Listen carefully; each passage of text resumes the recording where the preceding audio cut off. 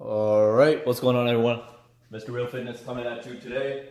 And today, what I want to talk about is, you might not be able to see the board very well, so I'm going to kind of speak about it as I'm pointing to it. But strength versus hypertrophy, which one is better for gains and aesthetics? Alright, so that's what we're going to talk about. Sorry, I'm just messing around. I do that on like a lot of my intros now, so I guess that's like kind of my thing now, I don't know. But we're going to talk about strength versus hypertrophy, which is going to be better for aesthetics and muscle gain if that's your pure goal. Now, right off the bat, you might think that hypertrophy training is the way to go, or hypertrophy training, but you know, that's not necessarily the case, because a lot of times when beginners are starting out, the traditional advice they get is like, oh, you should do starting strength 5x5, get really strong, and then move on to a hypertrophy program. So I'll touch on that advice. And for all of you who are completely new to any of these, words like what's strength training, what's hypertrophy training, I'll introduce that a little bit as well. So before we jump into this board, basically, traditionally speaking, strength training programs are the ones where you're working in rep ranges of 1 to 5, and you're really only focusing on the main compound lifts. And those lifts are the overhead press, the bench press, squat, and deadlift. And the overhead press, honestly, a lot of times isn't even included. So a lot of times it's just squat, bench, and deadlift, and a little bit of accessory work. And their basic hypothesis is, as long as you're doing those movements and some accessory work, and you're getting stronger and stronger, you will gain size. And that's what a lot of beginners are told. It's like, forget about those hypertrophy programs. You want to do starting strength, get good at that, get stronger, and you'll get bigger. Now, hypertrophy programs, they're more into doing those compound movements, but also doing lots of accessory movements. Like for shoulders, a hypertrophy program will include your overhead press, but it will also include lots of lateral raises and face pulls, rear delt work, and things like that. And usually they're working within reps of 8 to 12. And with hypertrophy, the goal is more or less to like kind of feel the burn, feel the muscle, still pushing to failure. But whether or not you're able to add 5 more pounds to your deadlift, while it's definitely beneficial, it's not always the main goal. With hypertrophy training, the main goal is always just to feel that burn, feel that muscle, get a sick pump, work in that 8 to 12 range, and kind of help grow the muscle that way. Now, we're going to kind of discuss, we're going to take a look at 2 studies, and we're going to discuss which one is better for gains and aesthetics, right? So, study number 1, it looked at the effect of light and heavy weight on hypertrophy. So they had 2 groups. One focusing on lightweight and one focused on lifting heavyweight. And the lightweight group trained with 30% of their 1 rep max, and the heavy group trained with 80% of their 1 rep max. Now, the lightweight group, since they were using 30%, they were made to do reps to 20 to 30 reps so they could go to failure. And now the heavyweight group, since they were using up to 80%, they were only made to do about anywhere from 6 to 12 reps so they could go to failure within that rep range. So that's the main thing that we really want to focus on in this study is, even though there's such a big difference between the amount of weight lifted, they were both told they're trained to failure. Now, when they found the results, they found that muscle gain was identical following their 10-week protocol. So this was actually a 10-week kind of training program, if you will.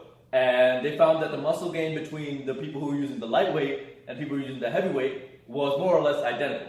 So this is really interesting study, and what it really goes to show, and it's kind of something that I've been preaching for a little bit, is not, if you're just trying to focus on aesthetics and muscle gain, obviously this study is far from conclusive, it's one study, right? But from my experience as well, if you're trying to go for muscle gain, your bigger focus should be things like using full range of motion, things like pushing to failure, and using good form, going on that upper range, and mind muscle connection a little bit too, which I will touch on with study number 2 in just 1 second. So that's kind of the main goal in my opinion, and this study kind of backs it up a little bit. Just to take a quote straight from the study, it says, "A lower load lifted to failure resulted in similar hypertrophy as a heavy load lifted to failure." So that's pretty impressive, and I think it's a big kind of breakthrough with the traditional thinking of telling beginners, oh, you have to train in 3 to 5 rep range, or you have to get stronger, you have to focus on that. When for muscle hypertrophy, a better kind of piece of advice might be, you want to go close to failure. Just my 2 cents on that. So I will include the link to that study in the description. Now, study number 2 is not necessarily directly related to this, but it's kind of, we're touched on the mind-muscle connection that I was talking about earlier. And I wanted to touch on this study for one specific reason. And that reason is, if you want to build a mind-muscle connection, especially if you're just starting out, if you're experienced, this doesn't apply as much. But if you're just starting out, if you're training in that strength range, 1 to 5 reps, it's very, very hard to build that mind-muscle connection. And the reason for that is, when you're lifting weight that's so heavy that you're, like failing at the 5th rep, you need a spotter, you're not really focused. Like say I'm bench pressing, on my 5th rep I need a spotter, I'm not focusing on, oh yeah, I'm gonna make my pecs grow. I'm focused on, I need to get this weight off me, right, or I might die. You know what I mean? So that's why the study number 2, it kind of, I think, feeds into the hypertrophy and strength argument a little bit. So in this study, what they did, there were 2 groups that did 4 sets of curls and leg extensions. Now, one group was told that when they're lifting, to squeeze the muscle, squeeze, right? And the other group, they were told, just get the weight up. However you have to get the weight up, just get the friggin' weight up, right? Now, what they found out was, and this was 8 weeks long, by the way, what they found out was what the mind muscle group had double growth in their biceps. So, basically, out of the curl group, the one who used the mind muscle connection, who focused on squeezing the muscle, they had double the growth on their bicep brachii. I don't know if I'm pronouncing that right, but the bicep area. However, then this is really interesting, the quad hypertrophy was the same. So again, just to recap, they were doing curls and leg extensions, and for the curls, the mind muscle group had double the growth. I mean, that's nuts, because they were using the mind muscle connection, they were focusing on squeezing the muscle. But for the quads on the leg extension, the mind muscle group and the strength group, they had similar results.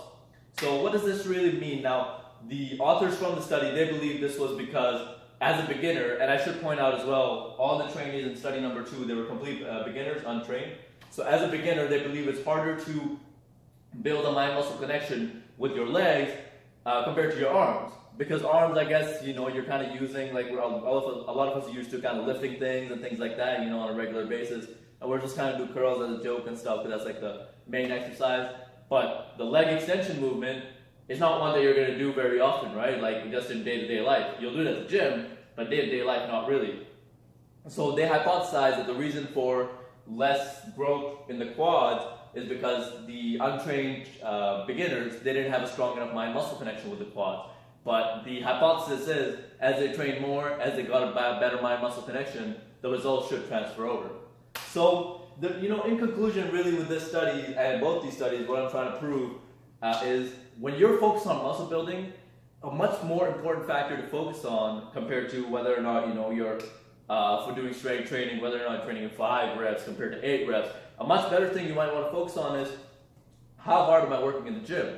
Am I pushing my weight to failure? Am I working as hard as I can? Am I taking this, this set and putting my heart and soul into it and making sure that I'm leaving nothing left in the tank? Because chances are, if you're lifting, 5 pounds, or whether you're lifting 50 pounds, if you're training to that failure point where you can't do another rep, you're recruiting a very similar number of muscle fiber. But here's the kicker though. It's a lot easier to hit failure with 50 pounds than it is 5 pounds.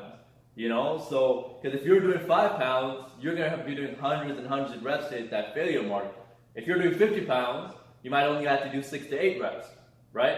So that's something to keep in mind as well. But anyway, so, just to give a clear-cut answer on this, don't focus as much on whether you're training in 5 rep or 8 rep or whatever. Maybe focus more on A, pushing close to that failure mark, and B, utilizing the mind-muscle connection. All right? So that's it for today, guys. That's my video. I hope that helped you out a little bit on how, you can program your, exercise routines a little bit better for your own goals. This is Mr. Real Fitness signing out. Peace.